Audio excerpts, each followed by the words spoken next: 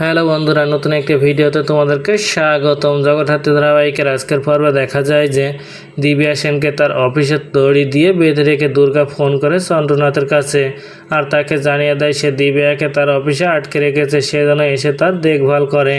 আর তারপর দুর্গা চলে আসে হসপিটালে, আর হসপিটালে এসে জানতে পারে বিদেশ থেকে ডক্টর রেডি এসেছে ডক্টর শ্রীমতী সেনকে চিকিৎসা করবে বলে।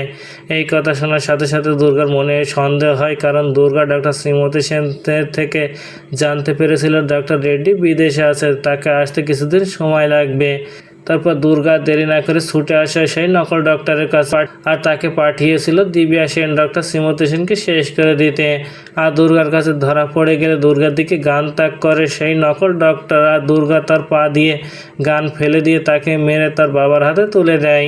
এদিকে উৎসব ফোন করে দিব্যার কাছে, আর সেই ফোন রিসিভ করে দুর্গা। আর উৎসব কোথায় যাচ্ছে সব কিছু শুনে নিয়ে দুর্গা উৎসবকে বলে, তোকে তো আমি তুলে নেবই। দুর্গার মুখে এমন কথা শুনে চমকে ওঠে উৎসব। এদিকে অন্য ডক্টর আসলে সেই ডক্টর জানিয়ে দেয় ডক্টর শ্রীমতী সেনকে বাঁচাতে হলে তাড়াতাড়ি ব্লাড দিতে হবে। তাহলে কি এবার ডক্টর শ্রীমতী সেনকে বাঁচাতে নিচে রক্ত দেবে দুর্গা? তো বন্ধুরা, কি ঘটতে চলেছে গল্পে এবার জানতে হলে আমাদের সাথেই থাকুন। ধন্যবাদ।